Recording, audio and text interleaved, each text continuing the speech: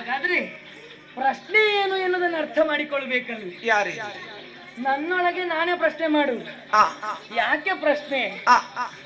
ಈಗ ಕಂಡವರೆಲ್ಲ ಆಡುವುದಕ್ಕೆ ತೊಡಗಿದ್ದು ಬಂಧನ ಅಸುರ ವೈರಿ ಅಂತ. ಆದ್ರೆ ಇಲ್ಲಿ ಕಾಣುವುದು ಅವಳಾಗಿ ಕಂಡಿದ್ದೇನೆ. ಹಾಗಾದ್ರೆ ಬಂದಳ ಅಸುರ ವೈರಿ ಆಗಬೇಡ್ವೆ? ಹಾಗಾಗುವುದಕ್ಕೆ ಸಾಧ್ಯವಿಲ್ಲ. ಯಾವತ್ತು ಜಗನ್ನಿಯಾಮಕನಾಗಿ ನಾ ಪ್ರಕಟಗೊಂಡೆನು, ಅಘಟಿತ ಘಟನಾ ಕರ್ತೃತ್ವವನ್ನು ಹೊಂದಿದೆನು, ಆ ಕಾಲಕ್ಕಾಗುವಾಗಲೇ ಲಿಂಗಭೇದವನ್ನು ಕಲ್ಪಿಸುವುದಕ್ಕೆ ದೇವತ್ವದಲ್ಲಿ ಸಾಧ್ಯವಾಗುವುದಿಲ್ಲ. ಹಾಗಾದರೆ ಪ್ರಾಪಂಚಿಕರು ಇದನ್ನು ಹೇಗೆ ಅರ್ಥ ಮಾಡಿಕೊಳ್ಳಬೇಕು ಎನ್ನುವುದು ಪರೋಕ್ಷವಾದಂತಹ ಜ್ಞಾನದಲ್ಲಿರಬೇಕಾದಂತಹ ವಿಷಯಗಳು. ಹಾಗಾದರೆ ಇಲ್ಲಿ ಕಾಣುವುದು ಹೆಣ್ಣಾಗಿ ಆದರೂ ಅಂತಸತ್ವದಲ್ಲಿ ಇರುವುದು ಹರಿಯೇ ಅಲ್ಲವೇ? ವಿಷ್ಣುವಾದಂತಹ ನಾನು ಸರ್ವವ್ಯಾಪಕನಾಗಿದ್ದೇನೆ ಎನ್ನುವ ಕಾರಣಕ್ಕಾಗಿ ಈ ಹೊತ್ತು ಸುಂದರ ರೂಪ, ಅದಕ್ಕಾಗಿಯೇ ಬಂಧನ ಅಸುರ ವೈರಿ. ಪ್ರಪಂಚದಲ್ಲಿ ಕೊಂಡಾಡುವುದು ಅಸುರ ವೈರಿ ಎನ್ನುವ ಹಾಗೆ ಹರಿಯನ್ನು ಮಾತ್ರ. ಯಾಕೆ ಆ ರೀತಿಯಾಗಿ ಕೊಂಡಾಡ್ತಾರೆ? ಹರನಿಗೆ ಪ್ರೀತ್ಯರ್ಥನಾದವನು ಹರಿಗೆ ಯಾಕೆ ವೈರಿ ಆಗುತ್ತಾನೆ? ಹರಿಹರರಲ್ಲಿ ಭೇದ ಎನ್ನುವುದನ್ನು ಕಾಣುವುದಿಲ್ಲ ಅಂತಾದ್ರೆ ಭಕ್ತರಲ್ಲಿ ಯಾಕೆ ವೈಷಮ್ಯಗಳು? ಈ ಕುರಿತಾದಂತಹ ಪ್ರಶ್ನೆ ತಲೆದೋರಿದಾಗ ಪರಶಿವನ ವ್ಯಕ್ತಿತ್ವವೇ ಹಾಗೆ. ಪ್ರಪಂಚದಲ್ಲಿ ಯಾವುದು ವರ್ಜ್ಯವಾಗಿ ಒದಗುತ್ತದೋ ಅದೆಲ್ಲವೂ ಶಿವನಿಗೆ ಆರಾಧ್ಯವಾದದ್ದು, ಶಿವನಿಗೆ ಪ್ರೀತ್ಯರ್ಥವಾದದ್ದು. ಹಾಗಾದ್ರೆ ಇಷ್ಟೆಲ್ಲ ಪರಿಸ್ಥಿತಿ ಬಂದದ್ದು ಆತ ಎಸೆದಂತಹ ಹರಳಿನ ತುಂಡಿನಿಂದಲ್ವೇ? ಹಾಗಾದ್ರೆ ಪರಶಿವನಿಗೂ ಇಂತಹ ಮಕ್ಕಳು ಜನಿಸ್ತಾರೆ? ಲಯಕಾರಿಯಾದಂತಹ ಪರಶಿವ ಇಂಥ ಸೃಷ್ಟಿಯನ್ನು ಮಾಡ್ತಾನೆ ಅಂತ ಆದ್ರೆ ಇದಕ್ಕೊಂದು ಲಯವನ್ನು ಕಾಣಿಸುವುದಕ್ಕೆ ಪರಶಿವನಿಗಾಗುವುದಿಲ್ವೇ ಎನ್ನುವ ಹಾಗೆ ಮತ್ತೊಂದು ಪ್ರಶ್ನೆ. ಪ್ರಶ್ನೆಯ ಮೇಲೆ ಪ್ರಶ್ನೆ, ಪ್ರಶ್ನೆಯ ಮೇಲೆ ಪ್ರಶ್ನೆ, ಎಲ್ಲವನ್ನು ಹಾಕುತ್ತಾ ಹೋದ್ರೆ ಯಾರಿಗೂ ಉತ್ತರ ದೊರೆಯುವುದಕ್ಕೆ ಸಾಧ್ಯವಿಲ್ಲ. ಒಂದೊಂದಕ್ಕೆ ಪ್ರಶ್ನೆಗಳು ಅಂಟಿಕೊಂಡೇ ಹೋಗುವುದೇ ಬಿಟ್ರೆ ಉತ್ತರ ಯಾವತ್ತು ಅಂಟಿಕೊಂಡು ಬರುವುದಕ್ಕೆ ಸಾಧ್ಯವಿಲ್ಲ. ಸಾರ್ವಕಾಲಿಕವಾಗಿ ಉತ್ತರವನ್ನು ಕೊಡುವುದಕ್ಕೆ ಹೊರಟರೆ ಇದು ದೈವ ಸಂಕಲ್ಪ ಎನ್ನುವುದೇ ಇದರ ತಾತ್ಪರ್ಯ. ಹಾಗಾಗಿ ಅದನ್ನು ಪ್ರಶ್ನೆ ಮಾಡುವಂತಹ ವಿಚಾರಗಳಿಲ್ಲ. ನದಿ ಮೂಲವಾಗಲಿ, ಋಷಿ ಮೂಲವಾಗಲಿ, ದೇವ ಮೂಲವಾಗಲಿ ಇವುಗಳನ್ನು ಪ್ರಶ್ನೆ ಮಾಡುವಂತಿಲ್ಲ. ಯಾಕೆ ಉದ್ಭವಿಸಿತು ಎಂದಾದರೆ ಅದರಲ್ಲಿ ಒಂದೊಂದು ಅರ್ಥಗಳಿರುವುದಕ್ಕೆ ಸಾಧ್ಯ. ಪ್ರಪಂಚ ಮುಖದಲ್ಲಿ ಎಲ್ಲರೂ ಅದನ್ನು ಅರ್ಥ ಮಾಡಿಕೊಳ್ಳಬೇಕು ಎನ್ನುವುದೇ ಅದರ ಅರ್ಥ. ಹಾಗಾದರೆ ಅಸುರ ವೈರಿಯಾಗಿ ಬಂದಿದ್ದೇನೆ ಅಂತಾದರೆ ಯಾಕಾಗಿರಬಹುದು? ಭಸ್ಮಾಸುರ, ಅದರ ಪ್ರಕರಣವನ್ನು ಮತ್ತೊಮ್ಮೆ ಚಿಂತಿಸಬೇಕಾಗಿಲ್ವಲ್ಲ. ಭಾವ ಬಂದಿದ್ದಾನೆ, ಭಾವನ ಭಾವವನ್ನು ಅರ್ಥ ಮಾಡಿಕೊಂಡಿದ್ದೇನೆ, ಇದಕ್ಕೊಂದು ಭಾವವನ್ನು ರೂಢಿಸಿಕೊಳ್ಳಬೇಕು ಎನ್ನುವ ಕಾರಣಕ್ಕಾಗಿ ಸ್ತ್ರೀ ಭಾವವನ್ನು ಹೊಂದಿಕೊಂಡಿದ್ದೇನೆ, ಸುಂದರ ರೂಪವನ್ನು ಧರಿಸಿದ್ದೇನೆ. ಇಷ್ಟೇ ಸಾಕಾಗುವುದಿಲ್ಲ. ರೂಪ ಅತಿಶಯ ಆಗಬೇಕು ಅಂತಾದ್ರೆ ಮೊದಲಾಗಿ ಕಾಣಬೇಕಾದದ್ದು ಏನು? ನಗೆಯಲ್ವೇ? ಅದು ನಗೆಯಲ್ಲ, ಕಿರುನಗೆ. ಬೀರುತ ಕಿರುನಗೆಯ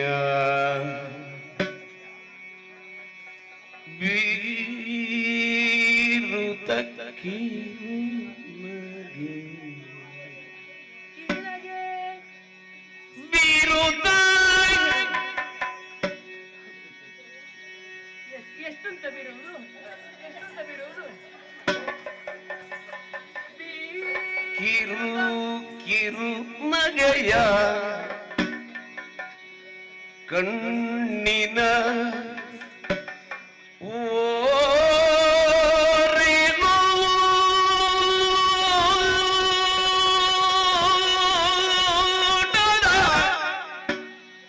ಕಾಂತಿಯ ಕಣ್ಣಿನ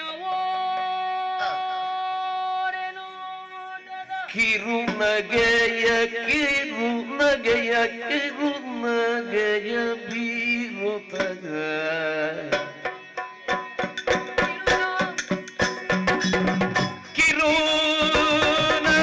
ಕಿರುನಗೆಯ ಬೀರುತಗ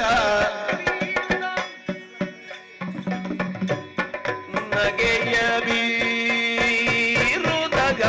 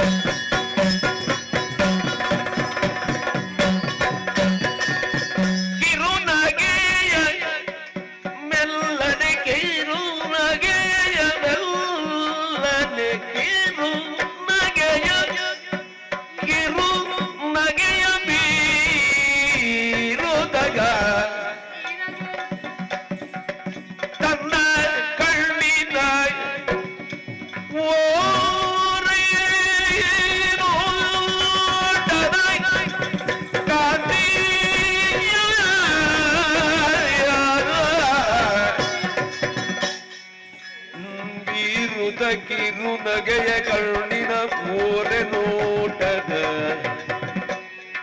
ಕಾತಿಯ ಬಂಧನ ಸುರ ವೈರಿ ಬಂಧನ ಸುರ ವೈರಿ ಸುಮನದ ಮೃದಗ ಬಾಳೂರಿಯೇ ಕಿರುನಗೆಯ ಬೀರುದ ಕಣ್ಣಿನ ಓರೆ ನೋಟದ ಕಾಂತಿಯ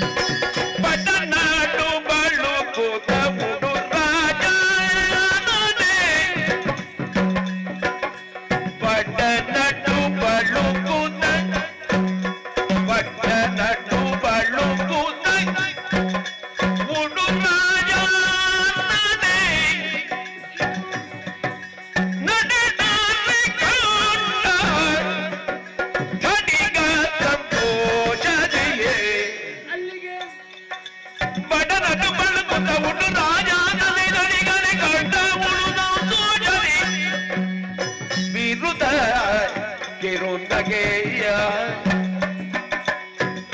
ಬಡನಡು ಬಳ್ಳುಕುತ್ತ ಉಡುರಾಜನೇ ಕಡ ತಡಿಗ ಸಂತೋಷದಿಯೇ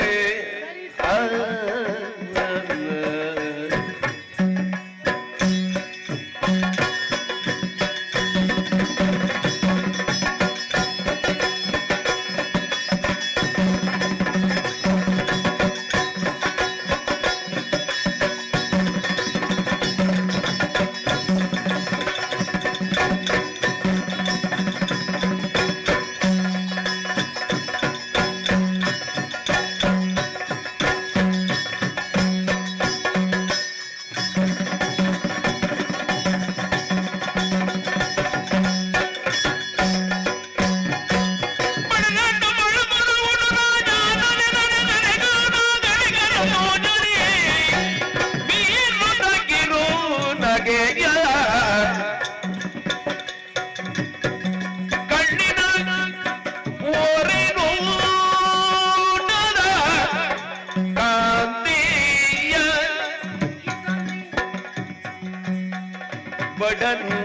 ಪಳುಕೋತ ಉಡುರಾಜ ನನಗೆ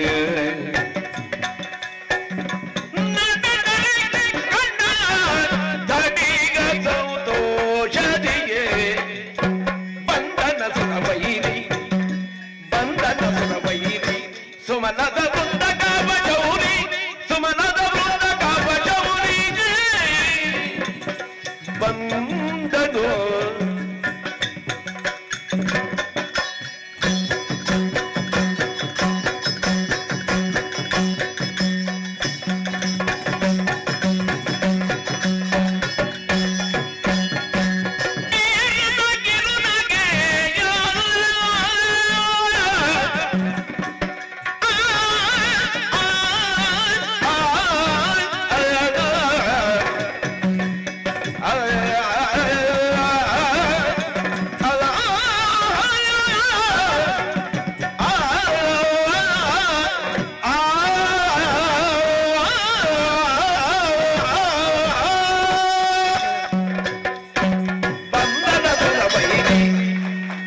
ಎಲ್ಲಿಂದ ಬೀರುವುದು ಹೇಗೆ ಎನ್ನುವ ಹಾಗೆ ಯೋಜನೆಯನ್ನೊಂದನ್ನು ಮಾಡಿಕೊಳ್ಳಬೇಕಾಗ್ತದೆ. ಪ್ರಸ್ತುತವಾದಂತಹ ಯೋಜನೆ ಎನ್ನುವುದು ಸಕಾಲದಲ್ಲಿ ಒದಗದೆ ಬಂದಾಗ ಎಲ್ಲ ಅವಂತರಗಳಾಗುವುದು ಸಹಜ. ಲೋಕದಲ್ಲಿ ಎಲ್ಲವೂ ಒಮ್ಮೆ ಕಳಚಿಕೊಳ್ಬೇಕು. ಒಂದೊಮ್ಮೆ ಕಳಚಿಕೊಂಡ ಕ್ಷಣವೇ ಹೊಸತನವೊಂದನ್ನು ಕಾಣುವುದಕ್ಕೆ ಸಾಧ್ಯವಾಗುವುದು. ಕೆಲವೊಂದು ಬಾರಿ ಕಳಚಿಕೊಂಡಾಗ ಅಲ್ಲೇ ನಾವು ಇದ್ದೇವೋ ನಾವಿಲ್ಲೇ ಉಳಿದ ಹಾಗೆ. ಯಾಕಂದ್ರೆ ಪ್ರಪಂಚದಲ್ಲಿ ಹರಿಯುವಂತಹ ಸರೀಸೃಪವಾದರೂ ತನ್ನ ಮೈಯಲ್ಲಿರುವಂತಹ ಚರ್ಮವನ್ನು ಒಮ್ಮೆಗೆ ಕಳಚಿಕೊಳ್ಳುತ್ತದೆ ಅಂತೆ. ಯಾಕಾಗಿ ಕಳಚಿಕೊಳ್ಳುತ್ತದೆ? ತನ್ನ ಹೊಸತನವನ್ನು ಸ್ಥಾಪಿಸುವುದಕ್ಕೆ ಬೇಕಾಗಿ. ಹಳೆಯದನ್ನೆಲ್ಲ ಬಿಟ್ಟು ಬಿಡೋಣ ಅಂತ ಅದರ ಅರ್ಥ. ಈಗಲೇ ಕಳಚಿಕೊಂಡ ಹಾಗಾಯಿತು, ಇನ್ನು ಅವನ ಬಳಿಗೆ ಹೋಗಿ ಕಳಚಿಕೊಳ್ತಿದ್ರೆ ಅವನಿಗೆ ಸಂಶಯ ಪಡುವುದಂತೂ ಖಂಡಿತ. ಹಾಗಾದ್ರೆ ಮೋಹಿನಿ ರೂಪದಲ್ಲಿ ಕಳಚಬೇಕಾದದ್ದು ಯಾವುದು? ಇದರಲ್ಲಿ ಒಂದು ತಾತ್ಪರ್ಯ ಎನ್ನುವುದುಂಟು. ಯಾವುದನ್ನು ಕಳಚಿಕೊಳ್ಳುವುದು? ಲೋಕಕ್ಕೆ ಬಂದಂತಹ ಪೀಡೆಯನ್ನು ಕಳಚಿಕೊಳ್ಳಬೇಕು. ಅದಕ್ಕೆ ನಾವು ಕಳಚಿಕೊಂಡರೂ ತೊಂದರೆ ಇಲ್ಲ, ಲೋಕದ ಪೀಡೆ ನಿವಾರಣೆ ಆಗಬೇಕು. ಭಾವನೆಗೆ ಬಂದಂತಹ ಸಂಕಷ್ಟವನ್ನು ನಾನು ಕಳಚುವಂತವನಾಗಬೇಕು. ಹೀಗೆ ಕಳಚುವಿಕೆ ಎಷ್ಟು ಎಷ್ಟು ಅಂತ ಅದಕ್ಕೆ ವ್ಯಾಖ್ಯಾನವನ್ನು ಕೊಡುತ್ತಾ ಹೋದರೆ ಇನ್ನೂ ಅನೇಕ ಹೊತ್ತಾದೀತು. ಹಾಗಾದ್ರೆ ಹೇಗೆ ಅವನನ್ನು ಆಕರ್ಷಿಸಬೇಕು? ಈಗ ಹೇಗಿದ್ರು ಆತ ಆಕರ್ಷಣೆಗೊಂಡದ್ದು ಪಾರ್ವತಿಗೆ. ನನ್ನ ತಂಗಿಗೆ ಈ ರೀತಿ ಮಾಡ್ತಾನೆ ಅಂತ ಆದ್ರೆ ಅದೇ ಹುಚ್ಚನ್ನು ಭರಿಸಬೇಕು ಅಂತ ಆದ್ರೆ ಒಂದೇ ಒಂದು ಕಿರುನಗೆ, ಬೀರುತ ಕಿರುನಗೆ. ಎಷ್ಟು ಬೀರಬೇಕು? ಅಷ್ಟು ದೀರ್ಘವಾಗಿ ಬೀರಬೇಕು. ಹಾಗಾದ್ರೆ ಮಾತ್ರ ದೀರ್ಘ ದೇಹಿಯಾವಾದಂತಹ ಅವ ಇಲ್ಲಿಗೆ ಬರುವುದಕ್ಕೆ ಸಾಧ್ಯ. ಸಾಕಾಗ್ತದೆ ನಕ್ಕಿದ್ರೆ? ಸಾಕಾಗುವುದಿಲ್ಲ. ನಗೆ ಎನ್ನುವುದು ಎಲ್ಲರ ಮುಖದಲ್ಲಿ ಇರ್ತದೆ. ಒಬ್ಬರನ್ನು ಆಕರ್ಷಿಸಬೇಕು ಅಂತಾದ್ರೆ ಮಾನವನಿಗೆ ಅಥವಾ ಯಾವುದೇ ವಸ್ತುವಿಗಾದರೂ ಕೂಡ ಅದರಲ್ಲಿ ಒಂದು ಲಕ್ಷಣ ಎನ್ನುವುದು ಬೇಕಂತೆ. ಆದ್ರೆ ಮನುಷ್ಯರಿಗೆ ಲಕ್ಷಣ ಯಾವುದು ಅಂತ ಹೇಳಿದ್ರೆ ಮುಖದಲ್ಲಿರುವಂತಹ ನಗು. ಅದೇ ಒಂದು ಬಿಂದುವಾಗಿ ಅದನ್ನೇ ಬೀರುತ್ತಾ, ಬೀರಿದ್ರೆ ಯಾರೋ ಪರಿಚಯದವರು ಅಂತ ಮಾತನಾಡದಿವೇ ಇರಬಹುದು, ಅಷ್ಟಕ್ಕೆ ಸುಮ್ಮನಿರುವುದೇ. ಕಣ್ಣಿನ ಓರೆ. ಹಾಗಾದ್ರೆ ಯಾವುದು ಕಣ್ಣಿನ ಓರೆ? ಕಣ್ಣು ಓರೆ ಅಂತ ಅದರ ಅರ್ಥ ಅಲ್ಲ. ಕಣ್ಣಿನ ಓರೆ ಯಾವುದು? ಯಾವುದು ಓರೆ ಪ್ರಪಂಚಕ್ಕಾಗಿ ಕಂಡಿದೆಯೋ ಆ ಓರೆಗೆ ಈ ಕಣ್ಣಿನ ಓರೆ ನೋಟವನ್ನು ಬೀರಬೇಕು. ಸಾಕಾಗುವುದಿಲ್ಲ. ಮುಖ ಎನ್ನುವುದು ಹೇಗೆ ಕಾಣಬೇಕು? ಉಡುರಾಜಾನನೆ. ಹಾಗಾದ್ರೆ ನಕ್ಷತ್ರಗಳ ಮಧ್ಯದಲ್ಲಿ ಅಂದ್ರೆ ಉಡುಗಳ ಮಧ್ಯದಲ್ಲಿ ಶೋಭಿಸುವಂತಹ ಉಡುಪ ಅವು ಒಂದು ರಾಜ. ಹಾಗಾದ್ರೆ ಉಡುಪ ರಾಜನಾಗುವುದಲ್ವಿ? ಹಾಗಾದ್ರೆ ಸರಿ, ಇದೇ ಉತ್ತಮವಾಗಬೇಕು ಅಂತಾದ್ರೆ ಈ ಮುಖದಲ್ಲಿ ಆ ರಾಜತ್ವವನ್ನು ನಾನು ಇರಿಸಿಕೊಳ್ಳಬೇಕು. ತೋರಿಸುತ್ತಾ ಇಷ್ಟಕ್ಕಿರುವುದಲ್ಲ, ನಡೀತೇನೆ ಮುಂದೆ.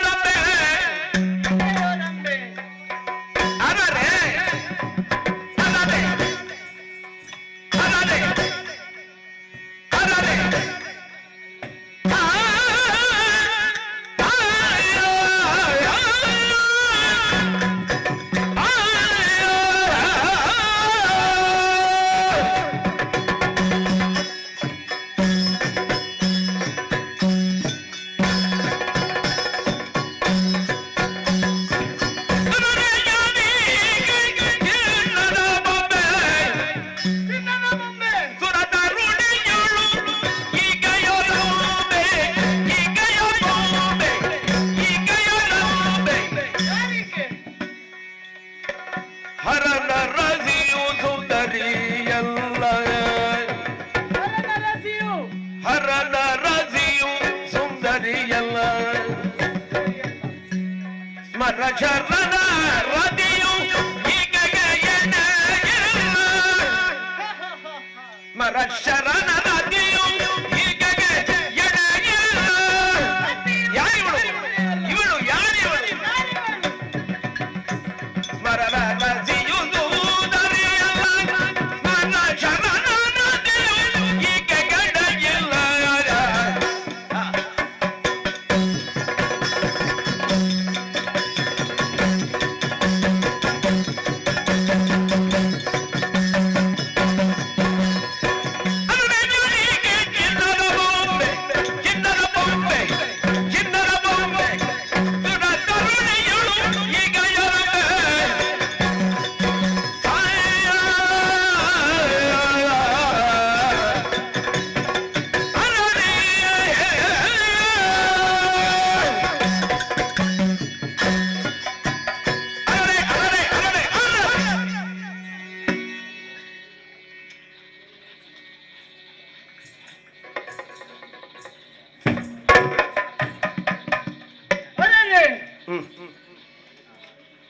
ಯಾರಿವಳು ಯಾರಿವಳು ಗಂಭೆಯೇ ರತಿಯೇ ಅಪ್ಸರೆಯರಲ್ಲಿ ಬೇರೆ ಯಾರೇ ಅಲ್ಲ ನಾನು ಮೂರ್ಖ ಯಾಕೆ ಗೊತ್ತೇ ಆ ಪಾರ್ವತಿಯ ಹಿಂದೆ ಬಿದ್ದೆಲ್ಲ ಎಷ್ಟು ಮಕ್ಕಳ ತಾಯಿ ಅವಳು ಮುದುಕಿ ಅವಳ ಹಿಂದೆ ಬಿದ್ದಲ್ಲ ನಾನು ಮೂರ್ಖ ಹೌದಪ್ಪ ಒಂದು ಯುವತಿ ಪಂಚಾಂಗದಲ್ಲಿ ಸರಿ ಇರಬೇಕು ಪಂಚಾಂಗವೇನು ಕುಟಿಲ ಚಂಚಲ ಕಠಿಣ ಕೃಷಿ ಹಾಗೂ ಮಾಂದ್ಯ ಇದರ ಅರ್ಥ ಏನು ಕುಟಿಲ ಕೇಶ ರಾಶಿ ಚಂಚಲ ನೇತ್ರ ಕಠಿಣ ಕಂಠದಿಂದ ಕೆಳಗೆ ಸೊಂಟದಿಂದ ಮೇಲೆ ಕೃಷಿ ನಡು ಹಾಗೂ ಮಂದ ನಡುಗೆ ಇದು ಓಕೆ ಇದು ಓರ್ವ ಸುಂದರಿ ಪಂಚಾಂಗದಲ್ಲಿ ಸರಿಯಾಗಿದ್ದಾರೆ ಹಾಗಾದರೆ ಇವಳನ್ನು ಮಾತನಾಡಿಸಬೇಕಲ್ಲ ನಾನು ಆಲೋಚನೆ ಮಾಡುವುದನ್ನು ಬಿಡುವ ಮಾತನಾಡಿಸಬೇಕು ಯಾಕೆಂದರೆ ಮಾತನಾಡದೆ ಗೊತ್ತಾಗುವುದು ಹೇಗೆ ಯಾರು ಅಂತ ಏನು ಅಂತ ಕೇಳಬಾರ್ದು ಹೇಗೆ ಯಾಕೆ ಏನು ಅಂತ ಕೇಳುದು ಯಾರಲ್ಲಿ ಮನೆಗೆ ಬಂದವರಲ್ಲಿ ಹೌದೌದು ಹೇಗಿದ್ದೀರಾ ಅಂತ ಕೇಳಿ ಕಳಿಸುವುದು ದಾರಿಯಲ್ಲಿ ಕೇಳುವುದು ಏನು ಅಂತ ಇದು ದಾರಿಯಲ್ಲಿ ಬೇಕಾಗುದಾ ಹಾಗಿದ್ರೆ ಹೇಗೆ ಇನ್ನು ಮುಂದೆ ಬೇಕಾಗುದಲ್ವಾ ಮತ್ತೆ ಹಾಗಾದರೆ ಕೇಳುವುದು ಹೇಗೆ ಬೇಕಾದ ಹಾಗೆ ಕೇಳಬೇಕು ಯಾರು ಅಂತ ಕೇಳ್ಬೇಕು ಆದರೆ ಸೀದಾ ಹಾ ಯಾರು ನೀನು ಅಂತ ಕೇಳಿಕಾಗ್ತದ ಆಗುದಿಲ್ಲ ಮೊದಲು ನಾವು ಕಳಿಸುವ ಸಂದೇಶಕ್ಕೆ ಉತ್ತರ ಬರುತ್ತದೆ ಅಂತ ನೋಡ್ಬೇಕು ನೋಡುವ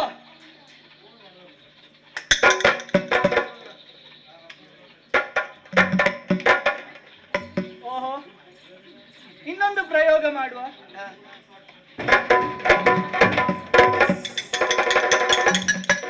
ಓಹೋ ಓಹೋ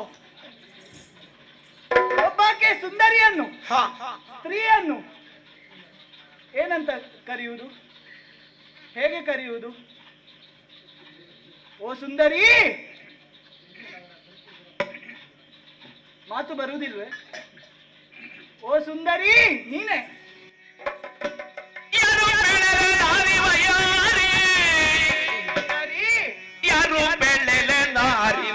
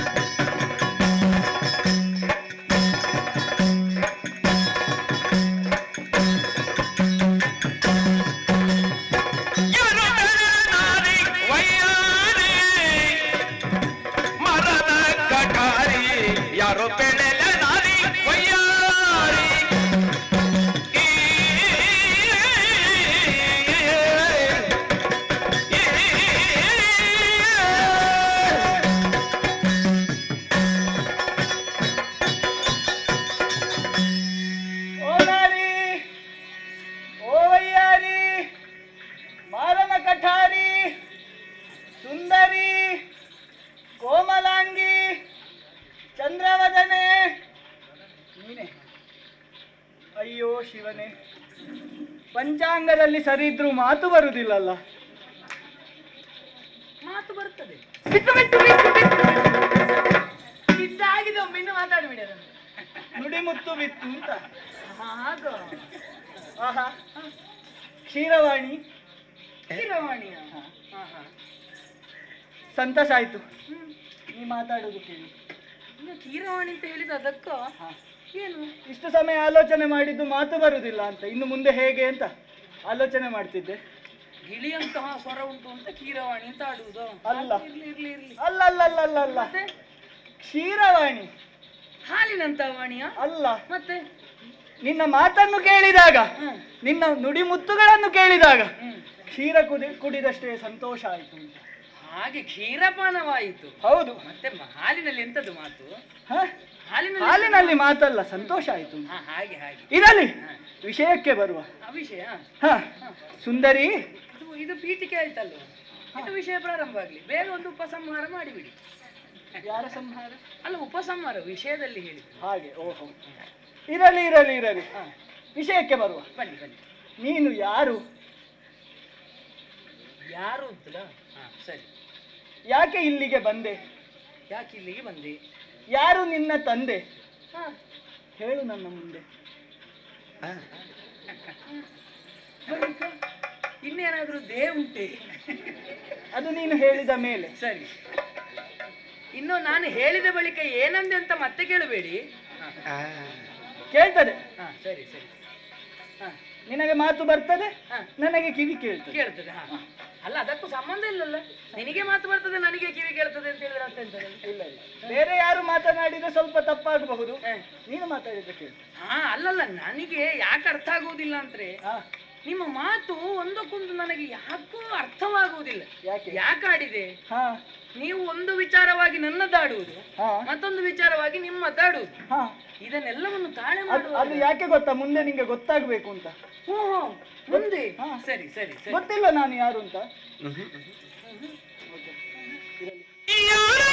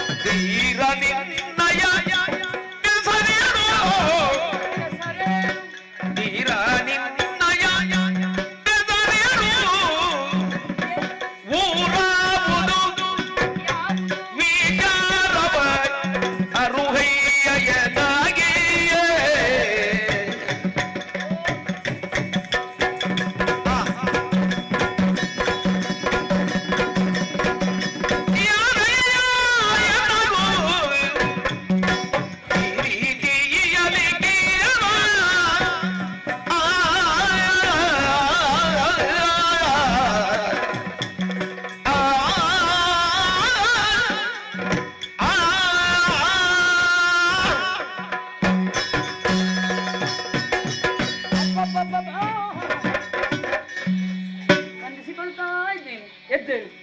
ಇಲ್ಲ, ಕೆಳಗೆ ಬೀಳಿಲ್ಲ ನಾನು. ಕೆಳಗೆ ಬೀಳುವುದಿಲ್ಲ ಇಷ್ಟು ಬೇಗ. ಸ್ವಲ್ಪ ದೂರ ಇದ್ರೆ ಒಳ್ಳೇದು. ಇನ್ನು ಸ್ವಲ್ಪ ಮುಂದೆ ಬೇಕಾಗ್ತದೆ. ಮುಂದೆ ಇರಲಿ, ಪ್ರಸ್ತುತ ಬೇಕಲ್ವ? ಓಹೋ, ಸ್ವಲ್ಪ ದೂರ ಇದ್ರೆ ಒಳ್ಳೇದು. ಓಹೋ. ನೀವು ಸ್ವಲ್ಪ ದೂರವಾದ್ರೆ ಇನ್ನೂ ಒಳ್ಳೆಯದು, ಬೇಗ ದೂರ ಆದ್ರೆ ಮತ್ತೂ ಒಳ್ಳೆಯದು. ಈಗ ವಿಷಯ ಹೇಳು.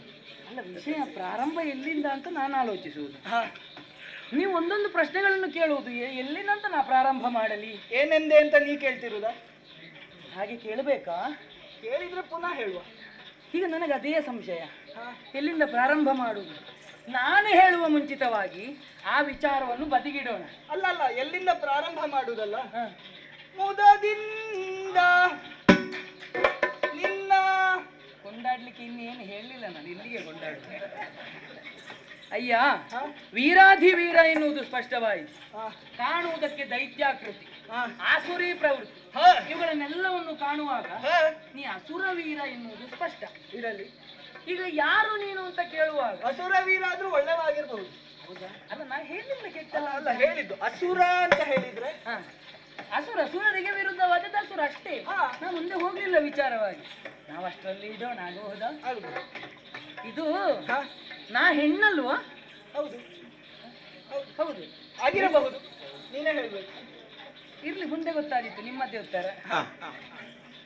ಹಾಗಾದ್ರೆ ಹೆಣ್ಣಾದಂತಹ ನಾನು ಆಗಂತುಕರಲ್ಲಿ ಅಥವಾ ಅಪರಿಚಿತರಲ್ಲಿ ಒಂದು ವಿಚಾರವನ್ನು ಹೇಳಬೇಕು ಅಂತಂದ್ರೆ ಯಾವ ನೆಲೆಯಲ್ಲಿ ಆಡಬಹುದು ನಾನು? ಹೆಣ್ಣಿಗೆ ಸ್ವಾತಂತ್ರ್ಯ ಎನ್ನುವುದುಂಟೆ? ಇಲ್ವಲ್ಲ. ಲಜ್ಜಾಕೋಟೆಯೊಳಗೆ ಇರುತ್ತಾಳೆ. ಅದಕ್ಕೆ ಕೇಳಿದ್ದು ಯಾರು ನಿನ್ನ ತಂದೆ ಅಂತ. ನೀವು ಕೇಳಬಹುದು. ಕಾಣುವಾಗ ಮದುವೆ ಆದ ಹಾಗೆ ಇಲ್ಲ. ಅರ್ಥ ಆಯ್ತು. ಹಾಗಾದ್ರೆ ನೀವು ಯಾರು ಅಂತ ಬೇಕಲ್ಲ. ಯಾರು ನೀವು? ಈಗ ಗೊತ್ತಾಗ್ಲಿಲ್ಲ ನಿಮಗೆ? ಯಾರು? ನಾನು ನಿಮಗೆ ಅರಿಯೇ? ನಾನು ಯಾರು ನಿಂಗೆ ಅಂತ ಗೊತ್ತಾಗ್ಲಿಲ್ಲ? ನಾನು ನಿಮಗೆ ಅರಿಯೇ? ಹೇಗೆ ಅರಿಯೇ ಯಾರು ಅಂತ ಹೇಳಿ.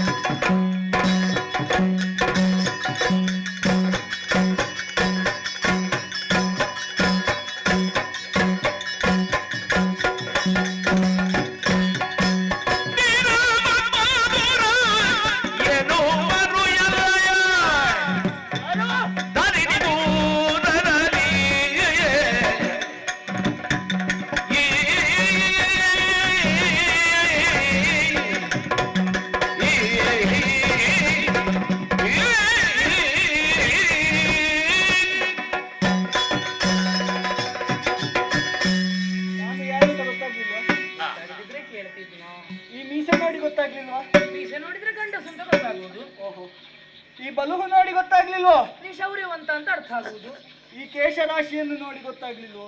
ಹಾಗಾದ್ರೆ ಯಾವುದೋ ಬಹಳ ಕೇಶ ವಿನ್ಯಾಸದಲ್ಲಿ ನಿಪುಣರು ಅಂತ ಸ್ಪಷ್ಟವಾಯಿತು. ಓಹೋ, ಹೇಳ್ಬೇಕಾ? ದೀರ್ಘ ಕೇಶಿಯನು ಹೇಳ್ಬೇಕಾ?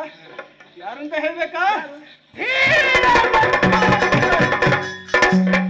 ಒಂದು ಹೇಳ, ನನಗೆ ಕೇಳಲಿಲ್ಲ, ಅದು ಹೋಯ್ತು ಗಾಳಿಯಲ್ಲಿ. ನಿನ್ನ ಸ್ವರದಲ್ಲೇ ಹೇಳ್ಬೇಕಾ? ಬೇಡ ಬೇಡ, ನಿಮ್ಮದೇ ಸ್ವರ ಇರಲಿ. ನಿನ್ನ ಸ್ವರದಲ್ಲೇ ಹೇಳಿ. ಧೀರ ಭಸ್ಮಾಸುರ. ಬೇಡ, ಅದು ಬೇಡ. ಧೀರ ಭಸ್ಮಾಸುರ. ಭಸ್ಮಾಸುರ ಅಂದ್ರೆ ನೀನೆಯ ಸತ್ತು ಹೋಗ್ಲಿಕ್ಕೆ. ಏನೂ ಕೇಳಿಲ್ಲ, ಇದು ಕೇಳಲಿಲ್ಲ. ಒಳ್ಳೇದಾಯ್ತು, ಕೇಶರಾಶಿ ಜಾಸ್ತಿ ಆಯ್ತು. ಹಾಗಾದ್ರೆ ಒಳ್ಳೇದಾಯ್ತು. ಓಹೋ, ಉಳಿಯಿತು, ಸ್ಪಷ್ಟನೆ ಕೊಡುವುದು ಉಳಿಯಿತು. ಓಹೋ, ಇರಲಿ. ನಾನು ವೀರಭಸ್ಮಾಸುರ. ವೀರಭಸ್ಮಾಸುರ ಯಾರ ಮಗ? ಯಾರ ಮಗ? ರಾಜ. ರಾಜಣ್ಣನ ಮಗನ? ನಟರಾಜನ ಮಗ.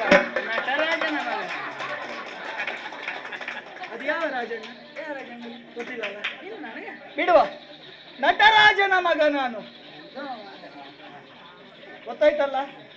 ಈಶ್ವರ, ಹೌದು ಶಂಕರ, ಹೌದು ನಂಜುಂಡ. ಹೌದು. ಸಾಕಾ? ಸಾಕು ಸಾಕು. ಅನುಪಮೆಯ ಗಂಡರು ಪಾರ್ವತಿಗೆ ಅನುಪಮೆ ಅಂತ ಆಡ್ತಾರೆ. ಹೌದಾ? ಅನುಪಮವಾದಂತಹ ಕಿರಣಗಳನ್ನು ಬೀರುವವಳು, ಅನುಪಮೆಯಾದಂತಹ ವರಗಳನ್ನು ನೀಯುವವಳು. ಆದ್ದರಿಂದ ಅವಳು ಅನುಪಮೆ. ಓಹೋ, ಇರಲಿ, ಹಾಗೆ ಅಂದುಕೋ. ಅನುಪಮೆಗೆ ಯೋಗ್ಯಳಾದವಳಲ್ಲ ಅಂತಂದ್ರೆ ಅವಳಿಗೆ ತೂಕವಾದಂತಹ ಉಪಮೆಗಳಿಲ್ಲ, ಅದಕ್ಕೆ ಅನುಪಮೆ. ಓಹೋ, ಇರಲಿ ಇರಲಿ, ಹಾಗೆ ಅಂದುಕೋ. ಈಗ ನಾನು ಯಾರು ಅಂತ ಗೊತ್ತಾಯ್ತಲ್ಲ? ಅದೇ ಭಸ್ಮಾಸುರ ಶಿವನ ಆಯ್ತಲ್ವಾ? ಆಯ್ತು. ಆಯ್ತಾಯ್ತು. ಹೀಗೆ ಹೋದ್ರೆ ಒಳ್ಳೆದಾಯ್ತು. ನನ್ನ ವಿಚಾರವನ್ನು ತಿಳಿಸಿದ್ರೆ ಯಾಕೆ? ಮುಂದೆ ಬಾ, ಮುಂದೆ ಬಾ. ಇಲ್ಲ ಈಗ ಹತ್ತಿರ ಬಾ. ಬಿಸಿಲು ಹೊಡೆಯುತ್ತದೆ.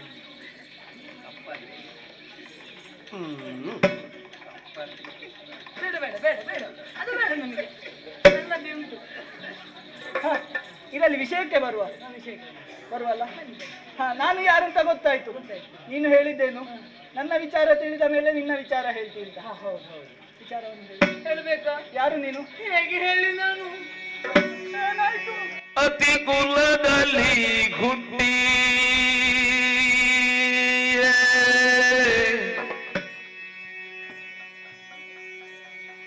ಗತಿಯ ಕಾಣದೆ ಬಂದೆ.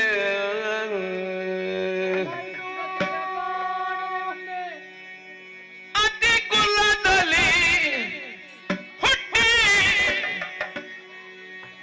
ಗತಿಯ ಕಾಣದೆ ಇಲ್ಲಿಗೆ ಬಂದೆ.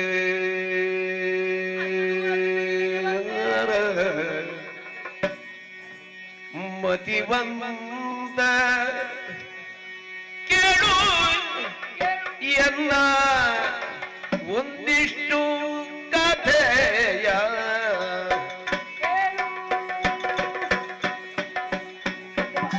ಮತಿವಂತ ಕೇಳು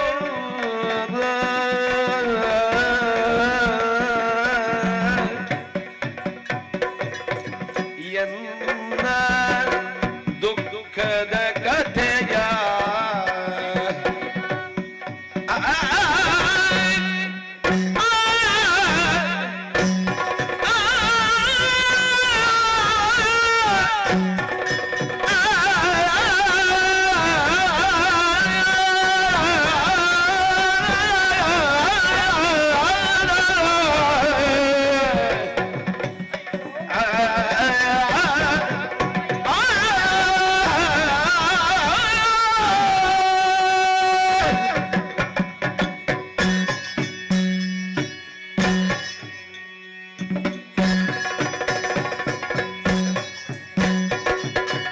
ಅತಿ ಕುಲದಲ್ಲಿ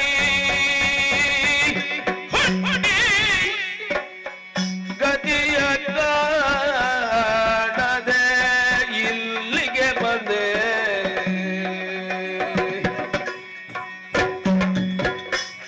ಹತ್ತಿರ ಬಂದ್ಯಾ? ಅತಿ ಕುಲದಲ್ಲಿ ಹುಟ್ಟಿ ಗತಿಯ ಕಾಣದೆ ಬಂದೆ.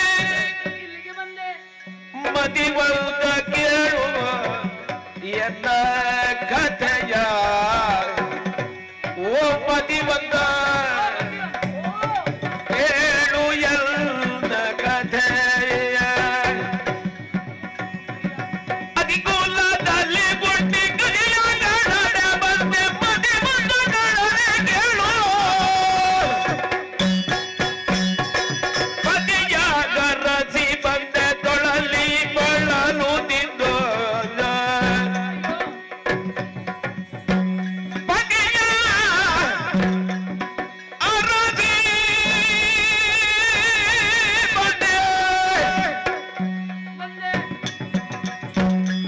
ಬಳಲಿ ತೊಳಲುತ್ತ ಇಂದು. ವಿಪಿನಲ್ಲಿ ನಾನೆಲ್ಲರಿಗೆ ಎನ್ನ ಕಥೆಯ ಕೇಳು.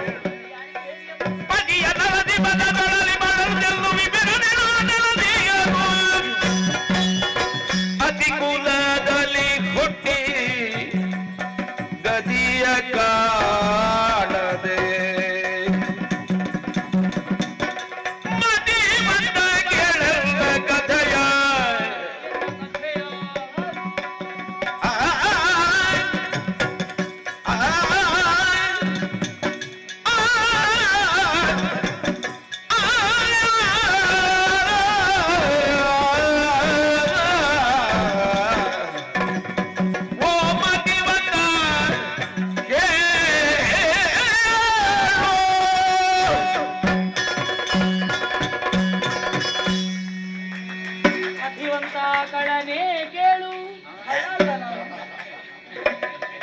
ಸಂತಾನ, ಹಾ? ಅಸುರ ಸಂತಾನವಲ್ಲೋ ಅದು? ಅಸುರ ಆದರೂ ಒಳ್ಳೆಯವನಾಗಿರಬಹುದು. ಅಯ್ಯೋ, ಏನು ಅಂತ ಆಡ್ಲಿ ನಾನು? ಹೇಳು ಹೇಳಲಿ? ಹೇಳು. ಹೇಗೆ ತೊಡಗಲಿ ನಾನು? ಮುದದಿಂದ ಇಲ್ಲ, ಮತ್ತೆ ಮುದದಿಂದ ಇಲ್ಲ, ಇಲ್ಲೂ ಕರದೊಳುವೆ. ಅಯ್ಯ ಮಹಾನುಭಾವ, ಹಾ? ಈ ಕರದೊಳಗೆ ಏನನ್ನು ನಾ ಹೇಳಲಿ ಅಂತ. ಹೇಳು. ನನ್ನ ಕರದೊಳಗೆ ಹೇಳು. ಬೇಡ ಬೇಡ, ನಿನ್ನ ಬೊಗಸೆಗೆ ಈಯುವಂತಹ ವಿಚಾರಗಳೆಲ್ಲ. ಓಹೋ. ಆದ್ರೂ ಹೇಳ್ತೇನೆ. ಹಾ? ಅತಿ ಕುಲದಲ್ಲಿ ಹುಟ್ಟಿದೆ. ಹಾ, ಒಳ್ಳೇದಲ್ಲ. ಏನು ಒಳ್ಳೆಯದು? ಹಾ? ಹುಟ್ಟಿ ಏನು ಪ್ರಯೋಜನ ಆಯಿತು? ಆಗಿಲ್ಲ. ಗತಿಯ ಕಾಣದೆ ಬಂದೆ. ಯಾಕೆ? ಅದರ ಅರ್ಥ, ಹಾ? ಅತಿ ಕುಲ ಅಂತ ಹೇಳಿದ್ರೆ ಒಳ್ಳೆ ಕುಲ ಅಂತ ಒಂದರ್ಥ, ಹಾ? ಹೆಚ್ಚಿನದ್ದು ಅಂತ ಮತ್ತೊಂದರ್ಥ, ಹಾ? ಇನ್ನೊಂದು ಶ್ರೇಷ್ಠವಾದದ್ದು ಅಂತ ಮತ್ತೊಂದರ್ಥ. ನಿನ್ನದು ಯಾವುದು? ಶ್ರೇಷ್ಠವಾದದ್ದು ಅಂತ ಅರ್ಥ. ಓಹೋ. ಹುಟ್ಟಿದೆನೋ, ಹಾ? ಯಾರು ಸಾಕಬೇಕು? ಅಪ್ಪ ಅಮ್ಮ. ಅಪ್ಪ ಅಮ್ಮ ಸಾಕಬೇಕು. ಹಾ? ನಾನು ನೋಡ್ಲೇ ಇಲ್ವಲ್ಲ, ಯಾಕೆ? ಕಳೆದುಕೊಂಡೆ. ಓಹೋ. ತಂದೆ ತಾಯಿಗಳನ್ನು ಕಳೆದುಕೊಂಡು ಹಾ? ಅನಾಥ ಮಗುವಾದೆ. ಓಹೋ. ಹಾಗೆಂದು ಹಾ? ನಾ ಅನಾಥಳಾದೇನೆ? ಇಲ್ವೇ? ಹ್ಮ್. ಮತ್ತೆ ಅನಾಥಳಾಗುವುದಕ್ಕೆ ಸಾಧ್ಯವೇ ಆಗಲಿಲ್ಲ. 10 ಸಂವತ್ಸರೊಂದು ನನ್ನನ್ನು ಸಾಕಿ ಸಲಹಿದರು. ಓ, ಇದು 10 ಸಂವತ್ಸರದ್ದ? ಇಂಥದ್ದು ವಸ್ತು 10 ಸಂವತ್ಸರದ್ದು ಅಂತ ಕೇಳಲಿಕ್ಕೆ? 10 ಸಂವತ್ಸರ ಬೆಳೆಸಿ ಹೀಗಾದದ್ದ ಅಂತ? ಹೌದಪ್ಪ, ಎಲ್ಲರೂ ತಿನ್ನುವ ತುತ್ತಲ್ಲಿ ಹಾ. ಒಂದೊಂದು ತುತ್ತಲ್ಲಿ ಹಾ? ಒಂದು ಹಿಡಿ ನನಗೆ, ಒಂದು ಹಿಡಿ ಆ ಕೂಸುವಿಗೆ, ಅವಳು ತಿನ್ನಲಿ. ಓ, ಕೂಸು. ಹಾ, ನಿಮಗಾಗುವುದಿಲ್ಲ, ಅದು ಸಣ್ಣದಿರುವಾಗ ಮಾತ್ರ. ಅದು 11ನೇ ಸಂವತ್ಸರ. ಹಾ, 11ನೇ ಸಮಸ್ಯೆ ಇಲ್ಲ, 10 ಸಂವತ್ಸರ ಮಾತ್ರ. ಅದರ ಅರ್ಥ 10 ಜನ ಇರುವುದು ಅಂತಲ್ಲ, ಆಡುವುದಕ್ಕೆ 10 ಅದು ಸೂಕ್ತವಾಗ್ತದೆ ಅಂತ ಹೆಸರಿಗೆ. ಓಹೋ. ಅದರ ಅರ್ಥ 100 ಮಂದಿಯೂ ಇರಬಹುದು. ಓಹೋ. ಹಾಗೆಂದು ಎಲ್ಲವನ್ನು ಅನ್ವಯ ಮಾಡಿಕೊಳ್ಳಿಕ್ಕಾಗುವುದಿಲ್ಲ. ಓಹೋ. ಒಂದೊಂದು ತುತ್ತು ತುತ್ತು ಕೊಟ್ಟು ಕೊಟ್ಟು ಕೊಟ್ಟು ಕೊಟ್ಟು ಎಷ್ಟು ಎತ್ತರಕ್ಕೆ ಬೆಳೆಸಿ ಇಟ್ಟಿದ್ದಾರೆ. ಇದು ಒಂದೊಂದು ತುತ್ತಿನ ಪವಾಡವ? ಅಲ್ಲ, ಎಲ್ಲರ ತುತ್ತು 10 ತುತ್ತಾಯಿತು, 10 ತುತ್ತು 100 ತುತ್ತಾಯಿತು. ಹಾ? ಹಾಗೆ ಅದಕ್ಕೆ ಇಷ್ಟು. ಹೌದು ಹೌದು, ಬೆಳೆಸಿದ್ರು. ಹಾಗೆ ಪ್ರಾಯ ಪ್ರಬುದ್ಧಳಾದೆ. ಹಾ? ಪ್ರಾಯ ಪ್ರಬುದ್ಧಳಾದ ಬಳಿಕ ವಿವಾಹವಾಗಬೇಕಲ್ಲ? ಆಗಿಲ್ವಾ? ಆಗ್ಲಿಲ್ಲ. ವಿವಾಹ ಆಗಬೇಕು ಅಂತ ಒಳ್ಳೆದಾಯ್ತು. ಅಂತದ್ದು. ವಿವಾಹ ಆಗಬೇಕು. ಇಲ್ಲ, ವಿವಾಹ ಆಗಬೇಕಲ್ವೋ? ಆಗಬೇಕು ಅಂತಾದ್ರೆ ವರ ಪರೀಕ್ಷೆ ಆಗಬೇಕಲ್ಲ? ನನಗೊಂದು ವರ ಆಗಬೇಕು ಅಂತ ಊರೆಲ್ಲ ಸಂಚರಿಸಿದೆ, ಸಿಕ್ಕನಾ? ಯಾರೂ ಸಿಗುವುದಿಲ್ಲ. ಒಳ್ಳೆದಾಯ್ತು. ಹಾಗಾಗಿ ಹೀಗೆ ಬಳಲುತ್ತಾ ಬಳಲುತ್ತಾ ಹಾ. ಸ್ವರ್ಗ ಹೋದೆ, ಪಾತಾಳ ಹೋದೆ, ಭೂಮಿಯನ್ನು ಸಂಚರಿಸಿದೆ. ಯಾರು ನನಗೆ ಹಿತವರಿಲ್ಲ, ಅನುರೂಪರಿಲ್ಲ. ಸ್ವರ್ಗದಲ್ಲಿ ಯಾರು ಸಿಗ್ಲಿಲ್ವಾ? ಛೇ, ಸ್ವರ್ಗದಲ್ಲಿ ಯಾರಿದ್ದಾರೆ? ಎಲ್ಲ ಬಿಟ್ಟ ಕಣ್ಣು ಬಿಟ್ಟ ಹಾಗೆ ನೋಡ್ತಾರೆ, ಒಬ್ರು ಕಣ್ಣು ಮುಚ್ಚುವುದಿಲ್ಲ. ಮತ್ತೆ ಅವರಿಗೆ ಬೆವರುವ ಸಂತಾನವೇ ಅಲ್ಲ. ನಿಮಗೆ ಬೆವರೋರು ಬೇಕಾ? ಹೇಳಿದ್ದು ನಾನು, ಬೆವರುವವರು ಬೇಕು ಅಂತಲ್ಲ, ಬೆವರುವುದಿಲ್ಲ ಅಂತ. ಮತ್ತೆ ನೆಲದಲ್ಲಿ ನಿಲ್ಲುವುದೇ ಇಲ್ಲ, ಅಡಿ ಬಿಟ್ಟಿದ್ದಾರೆ ಅವರು. ಹಾಗಾಗಿ ಸ್ವರ್ಗದವರಾಗುವುದಿಲ್ಲ. ಪಾತಾಳ? ಪಾತಾಳದಕ್ಕೆ ಯಾಕೆ ಹೋಗಬೇಕು, ಯಾಕೆ ನೋಡಬೇಕು? ಒಂದಕ್ಕೂ ಸೊಂಟದ ಕೆಳಗೆ ಬಲವೇ ಇಲ್ಲ. ಒಳ್ಳೆದಾಯ್ತು. ಅಂದ್ರೆ ಸಂಚರಿಸುವರು ಅಂತ, ಉರಗರು ಅಂತ, ಅದೇ ಅದೇ. ಅವುಗಳು ನಮಗಾಗುವುದಿಲ್ಲ. ಧರಣಿಯಲ್ಲಿ ನನಗನುರೂಪನಾದವನು ಯಾರೂ ಇಲ್ಲ. ಹಾಗಾಗಿ ಯಾರು ಇಲ್ಲ ಅಂತ ಹೇಳ್ಬೇಡ. ಬಳಲಿ ತೊಳಲಿ ಬೆಂಡಾಗಿ ಈ ವಿಪಿನಕ್ಕೆ ಬಂದಿದ್ದೇನೆ. ಹಾ. ಹೀಗೆ ಸಂಚರಿಸುವುದು ಇರಲಿ, ನನ್ನ ಕತೆ ಹಾಗಿರಲಿ. ನೀನು ಯಾಕೆ ಯೋಚನೆ ಮಾಡ್ತಿ? ಏನು? ಸರಿಯಾದ ಸಮಯದಲ್ಲಿ ಸರಿಯಾದ ಸ್ಥಳಕ್ಕೆ ಬಂದಿದ್ದೀಯ. ಎಲ್ಲಿಗೆ? ಯುವಕನವರನ್ನು ಹುಡುಕುತ್ತಾ ಬಂದದ್ದಲ್ಲ? ಹೌದು. ವಿವಾಹವಾಗಲು? ವಿವಾಹ ಅಲ್ಲ, ಆಗಬೇಕು ಅಂತಂದ್ರೆ ವರ ಬೇಕಲ್ಲ. ಯಾರಿದ್ದಾರೆ? ಇಲ್ಲಿದ್ದೇನಲ್ಲ ನಾನು, ನೀನು ಧೀರ ಭಸ್ಮಾಸುರ. ಈಗ ವರಿಸುವ ಮನ ಉಂಟೆ ನಿಮಗೆ? ಶಶಿವದನೆಯೇ ಎಲೆ ಗುಣಮಣಿಯೇ, ಶಶಿವದನೆಯೇ ಎಲೆ ಗುಣಮಣಿಯೇ,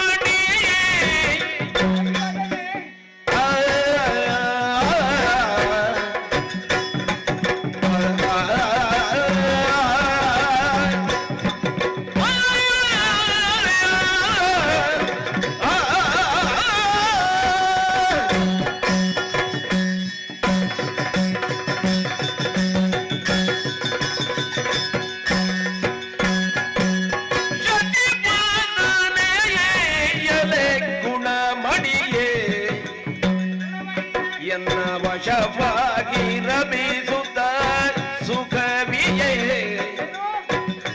ಎಲ್ಲ ವಶವಾಗಿ ರಮಿಸುತ್ತ ಸುಖವಿಯೇ.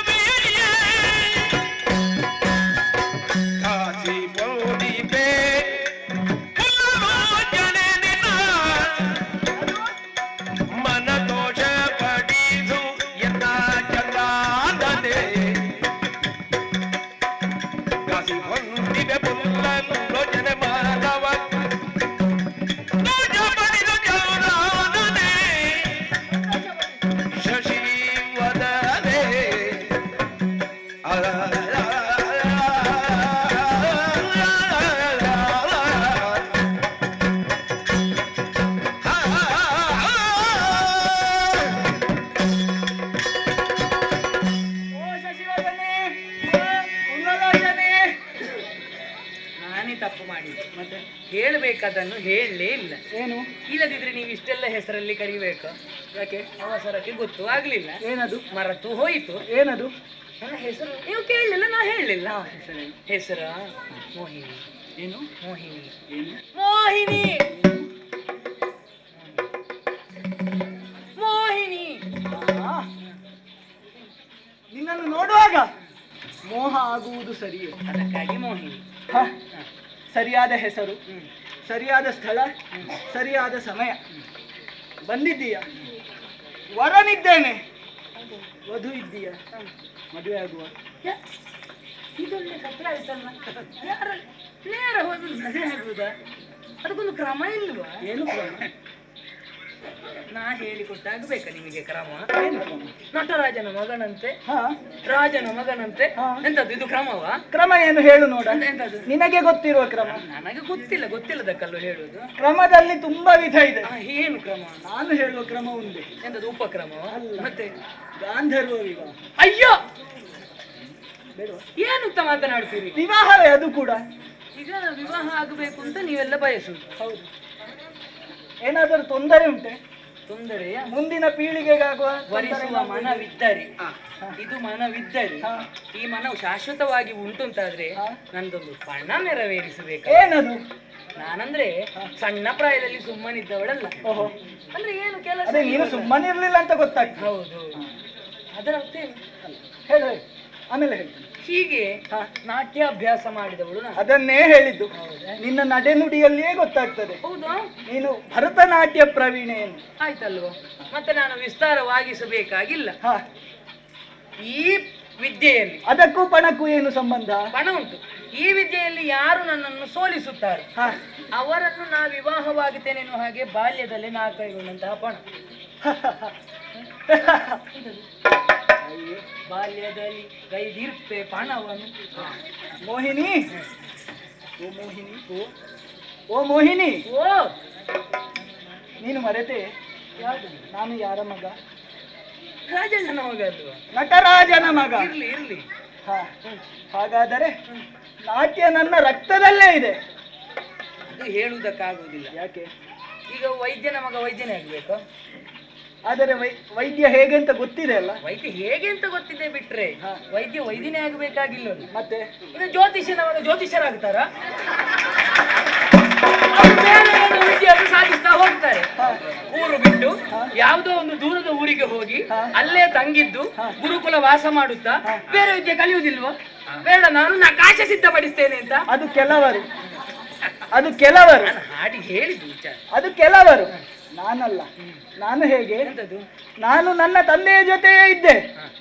ಹಾಗಾಗಿ ಭರತನಾಟ್ಯದ ವಾಸನೆ ನನಗಿದೆ. ವಾಸನೆ ಆದ್ರೆ ನಾನು ಬರುವುದೇ ಹತ್ತಿರಕ್ಕೆ ಬರುವುದೇ ಸುವಾಸನೆ ಆಗುತ್ತದೆ. ನಾನು ಹೇಳ್ತೇನೆ, ಈ ಅಭ್ಯಾಸ ಮಾಡುವಾಗ ಕೆಲವರೆಲ್ಲ ನಮ್ಮ ಜೊತೆಗಿದ್ದವರು ಬೆವರು ಸುರಿಸುದು. ನನಗೆ ಆ ವಾಸನೆ ವಾಸನೆ ಅಲ್ಲ, ಆಗುವುದೇ ಇಲ್ಲ. ಇದರ ಅರ್ಥ ಏನು? ಎಂತದ್ದು? ನನಗೆ ಅಭ್ಯಾಸ ಇದೆ. ಅದರ ಅರ್ಥ ಏನು ಅಂತ ಹೇಳಿದ್ರೆ, ನಾವು ಅಲ್ಲೇ ಇದ್ದವರು, ಪರೋಕ್ಷವಾಗಿ ಅವರ ಜೊತೆ ಇದ್ದ ಕಾರಣ ನಮಗೊಂದು ವಾಡಿಕೆ. ಹೌದು, ಅದು ಗೊತ್ತಿದ್ದು ಹೀಗೆ ಹೇಳುದು. ಅದೊಂದು ಬೇಡುವ ಸಮಯ ಹೋಗಬೇಡು. ಸಮಯ ಏನು ಇಲ್ಲ ಅಂತಂದ್ರೆ ಮತ್ತೆ ರಂಜನೆ ಸಮಯ ಯಾಕೆ ಹೋಗುದು? ಹಾಗಾದ್ರೆ ಬೇಗ ವಿವಾಹ ಆಗುವಲ್ಲ? ತಡೆಯಕ್ಕೆ ಸಂಪಿಗೆ ಮರ ಕಾಣ್ತಾ ಉಂಟಲ್ಲ, ಹೋಗು.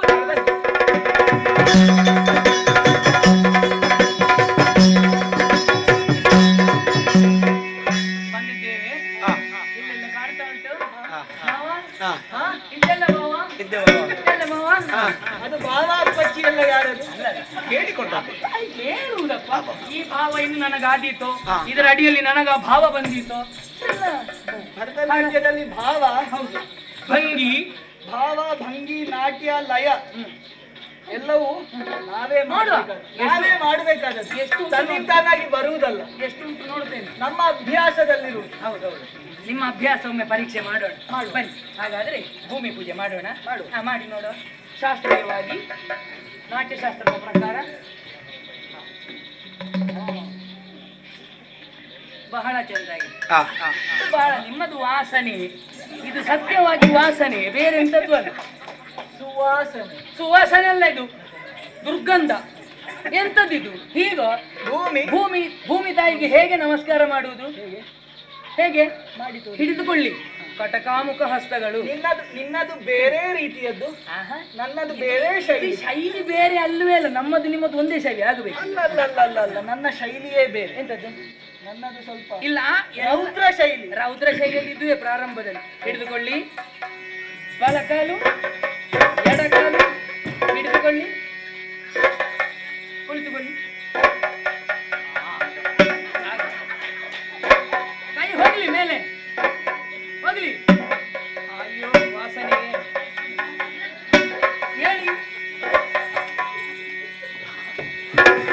ನಿಮಗೆ ಆಗದಿದ್ರೆ ಆಗುವುದಿಲ್ಲ ಅಂತ ಹೇಳಿ ನಾನು ಹೋಗುತ್ತೇನೆ. ಪ್ರಾರಂಭಿಸ್ತೇನೆ.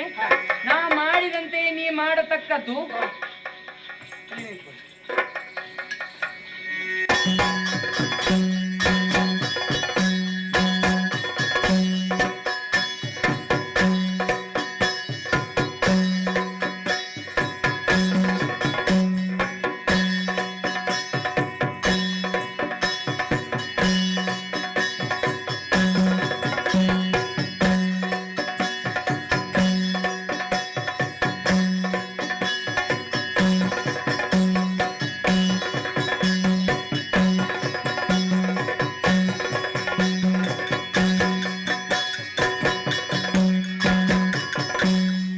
ಈಗ ನಾನು ಆರಂಭ ಮಾಡ್ತೇನೆ.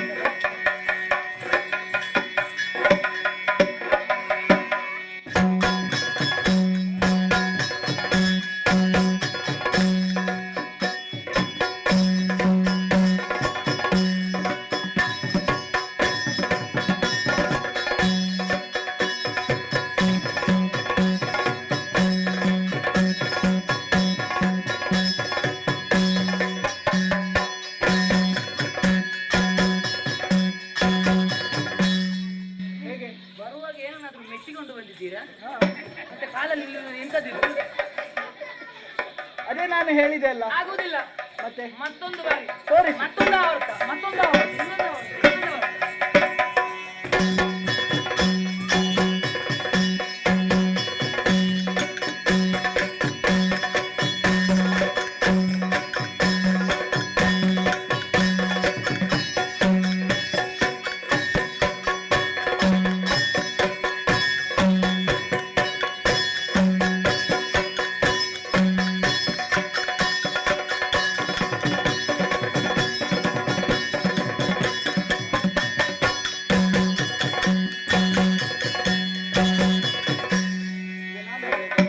ಮೆಟ್ಟಬೇಡಿ, ಮೊದಲೇ ಏನಿದ್ರು ಶುಚಿಗೊಳಿಸಿ.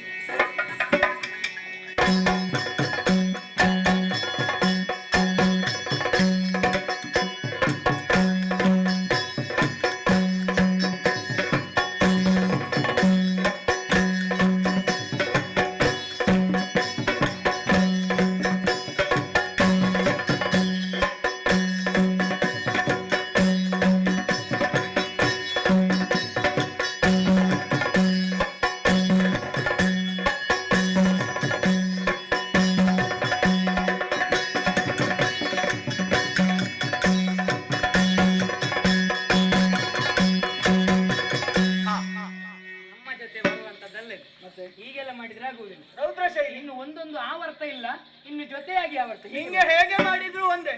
ತೋರಿಸ್ತೇನೆ. ಹೇಗೆ ಮಾಡಿದ್ರಿಂದ ಆಗುದಿಲ್ಲ. ಇನ್ನು ಆವರ್ತ ಒಟ್ಟಿಗೆ ಹಿಡ್ಕೊಳ್ಳಿ, ಹಿಡ್ಕೊಳ್ಳಿ, ಕೈ ಹಿಡ್ಕೊಳ್ಳಿ.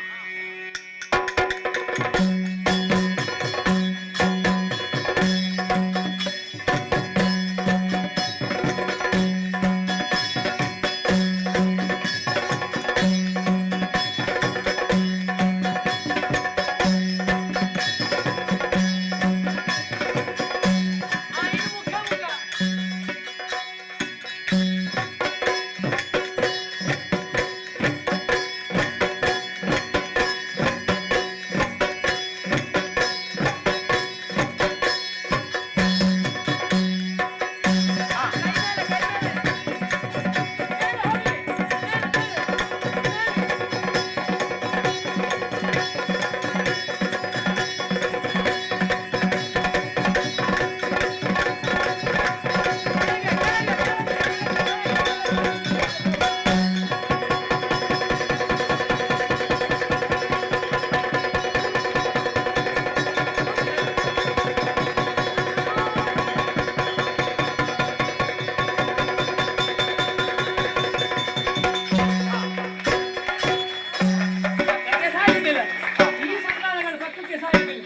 ಎಷ್ಟಾದ್ರೂ ಕಲ್ಲಿಗೆಲ್ಲೂ ಹುಟ್ಟಿದ್ದು, ಹೌದಪ್ಪ. ಅರಳಿಗೆಲ್ಲೂ ಹುಟ್ಟಿದ್ದು. ಇರಲಿ, ಭಾವನೆಗೆ ಈ ಭಾವವನ್ನು ತಿಳಿಸಬೇಕಲ್ಲ. ಈ ಭಾವದಿಂದಲ್ಲ, ಮತ್ತೊಂದು ಭಾವದಲ್ಲಿ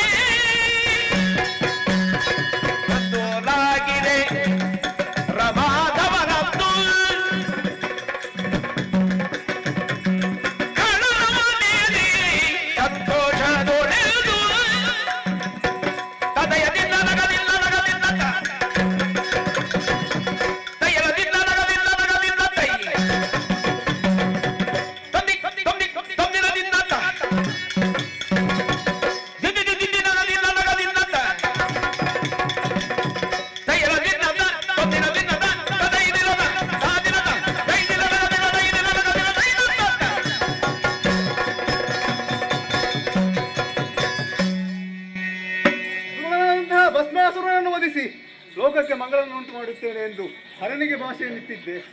ಕೊಟ್ಟಂತಹ ಮಾತನ್ನು ನೆರವೇರಿಸಿದ್ದೇನೆ. ಅದೇ ರೀತಿ ಲೋಕದಲ್ಲಿ ಯಾರೇ ಆಗಿರಲಿ ಧರ್ಮದ ಮಾರ್ಗದಲ್ಲಿ ಹೇಗೆ ವ್ಯವಹರಿಸಬೇಕು ಎಂಬಂತಹ ನೀತಿಯನ್ನು ಲೋಕಕ್ಕೆ ತಿಳಿಸಿಕೊಟ್ಟಿದ್ದೇನೆ. ಇಂದಿನ ದಿನ ಈ ಕಥಾಭಾಗವನ್ನು ಹಾಡಿದ ಹಾಗೂ ನೋಡಿದ ನಮಗೆ ನಿಮಗೆಲ್ಲರಿಗೂ ಮತ್ತು ಉಡುರು ಮೂಲೆ ಮನೆಯವರಿಗೆ ಹಾಗೂ ಬಂಧುಗಳಿಗೆ ಆ ಕಲಾಮಾತೆ ಹಾಗೂ ಆರಾಧ್ಯ ದೇವರು ಆಯುರಾರೋಗ್ಯ ಐಶ್ವರ್ಯಗಳನ್ನು ಕರುಣಿಸಿ ಸಕಲ ಸೌಭಾಗ್ಯಗಳನ್ನು ನೀಡಲಿ ಎಂದು ಪ್ರಾರ್ಥಿಸುತ್ತಾ ಇಂದಿನ ಈ ಕಥೆಗೆ ಮಂಗಳವನ್ನು ಹಾಡುತ್ತೇವೆ. ಭದ್ರಂ ಶುಭಂ.